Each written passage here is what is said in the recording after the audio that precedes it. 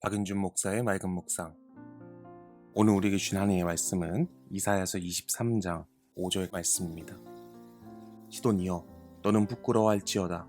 대저 바다 곧 바다의 요새가 말하기를, 나는 산고를 겪지 못하였으며 출산하지 못하였으며 청년들을 양육하지도 못하였으며 처녀들을 생육하지도 못하였다 하였음이라. 그 소식이 애굽에 이르면 그들이 두로의 소식으로 말미암아 고통을 받으리로다. 오늘 우리에게 주시는 하나님의 말씀입니다. 저는 오늘 두로와 시돈이란 제목으로 하나님의 은혜를 나누겠습니다. 이사야서 13장에서 24장까지는 열방에 대한 하나님의 경고와 심판이 나타나 있는데, 오늘 본문인 이사야서 23장의 말씀은 두로와 시돈에 대한 경고와 심판의 말씀입니다. 1절에서는 예루살렘에서 북서쪽으로 약 160km 떨어져 있는 두로에 관한 경고라고 말씀하시고, 4절에서는 시돈을 말씀하시는데, 두로와 시돈은 당시 페니키아의 중요 도시였습니다. 무역의 중심 도시이자 당시 아주 잘 발달된 도시였습니다. 그런 그들에게 하나님께서 심판의 역사를 행하실 것을 오늘 말씀을 통해 경고하고 계십니다. 오늘 말씀을 통해 두로와 시돈에 대한 경고 안에 담겨있는 의미가 무엇인지를 살펴보므로 하나님의 귀한 은혜를 나누길 소원합니다. 먼저 두로와 시돈에 대한 경고는 풍요로움 때문에 교만하지 말라는 것입니다. 두로와 시돈은 그들의 무역을 통해서 부를 축적하였습니다.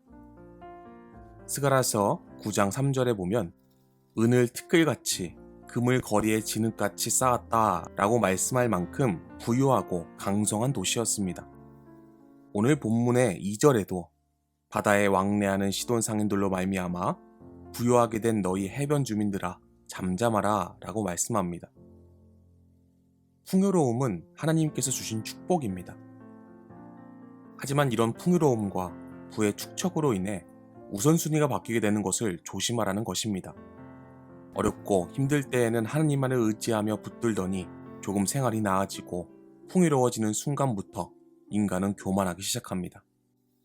이사야서 23장 9절 말씀에도 만군의 여호와께서 그것을 정하신 것이라, 모든 누리던 영화를 욕되게 하시며 세상의 모든 교만한 자가 멸시를 받게 하려 하심이라 라고 말씀하면서, 하나님께서는 모든 누리던 영화를 욕되게 하시며 세상의 교만한 자를 멸시받게 하시겠다라고 경고하고 계십니다. 이 말씀은 오늘을 살아가는 저와 여러분에게 하시는 하나님의 말씀을 기억하시길 소원합니다. 부요함과 풍요로움 때문에 교만했던 두로와 시돈의 말로는 주전 585년에서 572년에 신바벨론에 의해 두로성이 함락되어 모든 풍요로움을 빼앗기게 됩니다.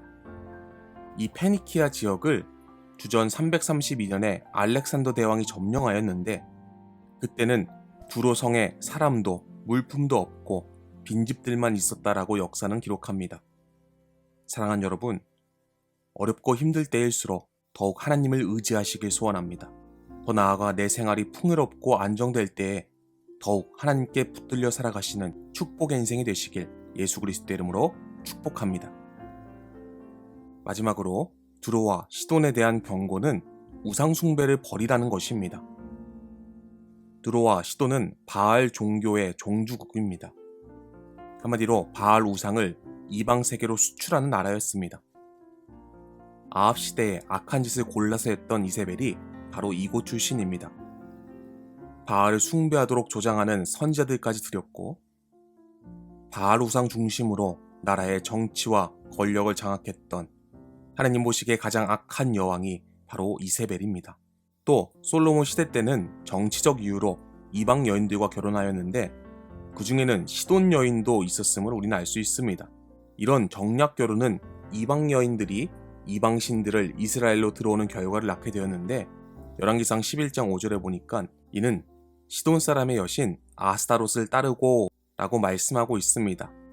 솔로몬과 결혼한 시돈 여인은 고향의 여신인 아스타롯을 숭배의식을 끌어들였으며, 결국 솔로몬의 말년에 마음을 돌려 이스라엘의 하나님 여호와를 떠났고 진노를 받았다라고 말씀은 기록하고 있습니다. 우리의 삶 속에 우상 숭배의 모습이 있습니까? 하나님보다 더 우선으로 생각하는 것들이 있습니까? 그것이 돈, 명예, 건강 등 세상의 것들이라면 모두 예수 그리스도의 십자가 앞에 내려놓고 온전히 하나님만을 섬기고 의지하며 나아가는 복된 인생이 되길 축복합니다. 사랑하는 여러분, 두로와 시돈의 모습은 우상숭배의 모습이었음을 기억하시길 바랍니다. 우리의 삶에서 하나님보다 더 우선시 생각하는 우상들을 버리고 하나님만이 나의 주인이시며 나의 삶을 이끄시는 분임을 온전히 고백하는 복된 인생이 되시길 예수 그리스도의 이름으로 축원합니다.